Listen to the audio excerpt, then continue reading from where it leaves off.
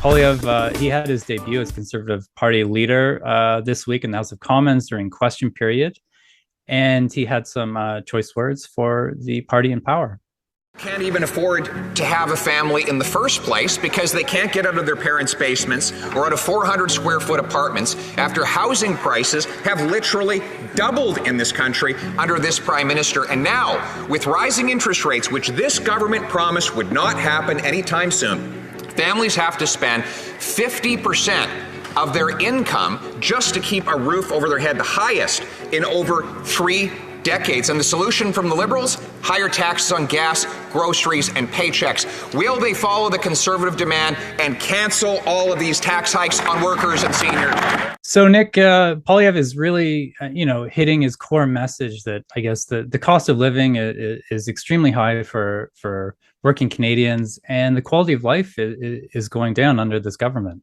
Absolutely. It looks like, at least in first, why don't we call this salvo number one, right? From the Conservative bench over to the Liberals. It's going to be a meat and potatoes agenda. And you know what? That's really what Canadians are worried about right now. Like even in the unprompted issue of concern every week, cost of goods, economy and jobs are top issues.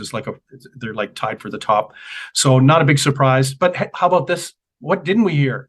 We didn't hear the B word, Bitcoin. We didn't hear the other BOC word, Bank of Canada, and the Governor of Bank of Canada. I don't think we got very much of the F word either. And I mean, freedom. Pierre Poilievre talking about freedom. So what does this look like?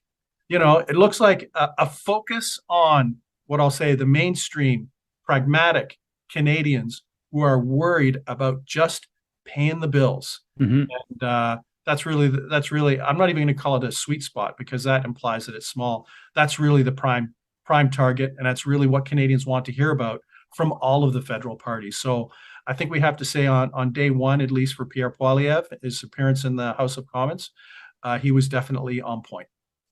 So maybe it's fair to say a more polished message than what we saw during the Conservative leadership campaign. We need to talk about cryptocurrency, etc.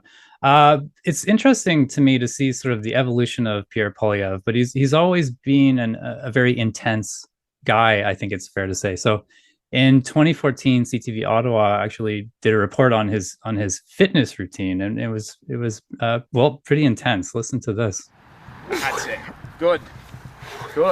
For those watching us on YouTube, you can see it, but for our listeners, essentially, Poilievre is flipping a truck tire. He's running up a muddy hill with his coach. Sprint. That's it.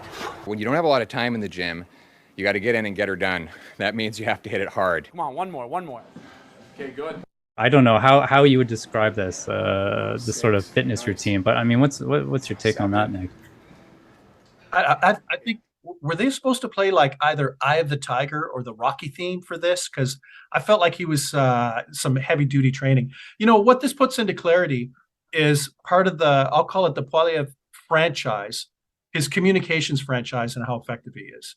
Him flipping over those large truck tires, and maybe he started getting into trucks and the trucking everyone else because he was so close to those tires. But anyways, that's a different story. But his ability to use these symbols to convey messages, and he did this in the workout.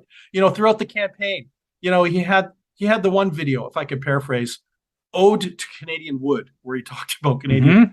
Or the other one with the slice of bread. Why don't we call that In Praise of Affordable Bread, right? So, he has, he's able and very effective at using these symbols to cut through all the clutter, to give a very direct message that people can understand, and he has been honing this talent over a very, very long time. So I think the fact of the matter is that whether you agree or disagree with his politics, it's very powerful messaging that people can understand. And the other thing is it shows how intense, the clip of him working out with the big truck tires and stuff like that just shows how intense he is as a person and effective as a political communicator.